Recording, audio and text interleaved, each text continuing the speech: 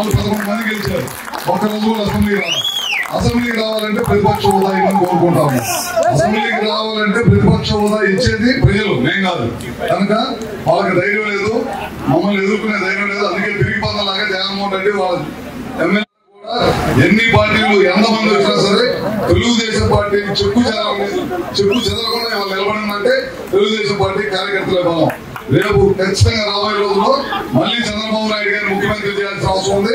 మనందరం కూడా ఇవాళ కష్టపడి పనిచేసి రాబోయే రోజుల్లో తెలుగుదేశం పార్టీ మనం అనుకున్న కార్యక్రమాలు అన్ని కూడా పోలవరం కట్టాలి, రాజధాని నిర్మించుకోవాలి, గ్రామాల్లో బ్రహ్మాండంగా కార్యక్రమాలు చేయాలి, అన్ని చేయాలి. మనం ఇచ్చిన హామీలు కూడా అన్ని నెరవేర్చాలని చెప్పి కూడా మరొకసారి తెలియజేసుకుంటూ వర్షం వస్తుంది, పొద్దున్న ఎండలో తిరిగాము.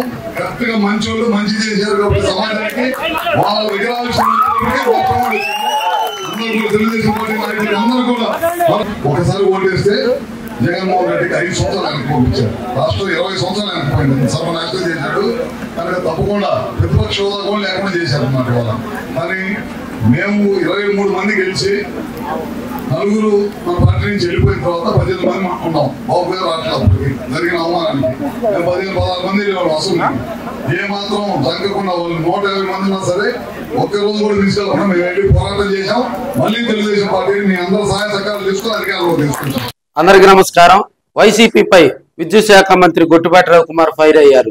ప్రతిపక్ష హోదా అనేది ప్రజలు ఇస్తారని, ప్రజాక్షేత్రంలో వైసీపీ 2024 ఎన్నికల్లో ఒక్క బోల్తా పడిందని గొట్టిపాటి రవికుమార్ ఫైర్ అయ్యారు. అదేవిధంగా గతంలో 2019 నుంచి 2024 వరకు అధికార దాహంతో వైసీపీ నాయకులు చేస్తున్నటువంటి కుట్రలు కుతంత్రాలే మరి 2024 ఎన్నికల్లో ప్రజలు బుద్ధి చెప్పి కనీసం ప్రతిపక్ష హోదా కూడా ఇవ్వకుండా వారిని పరిమితం చేశారని గొట్టిపాటి ఫైర్ అయ్యారు. రాబోయే రోజుల్లో ప్రజలకు స్వచ్ఛమైనటువంటి పాలన ఇవ్వగలిగినటువంటి మహానేత చంద్రబాబు నాయుడు గారని, తెలుగుదేశం పార్టీకి కార్యకర్తలే బలమని గొట్టిపాటి రవికుమార్ చెప్పడం జరిగింది.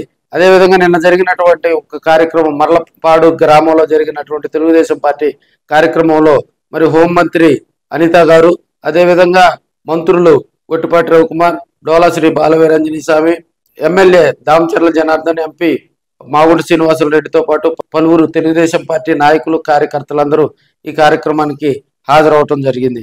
అదేవిధంగా విద్యుత్ శాఖ మంత్రి మాట్లాడుతూ రాబోయే రోజుల్లో వైసీపీకి ప్రజలు బుద్ధి చెబుతారని, ఆ పార్టీ మనుగడే ఉండదని, అదేవిధంగా కేవలం ప్రతిపక్ష హోదా లేదనే ఒక కుంటి సాకు చూపించి వైసీపీ ఎమ్మెల్యేలు డొమ్మా కొట్టడం ఎంతవరకు సమంజసం అన్నారు.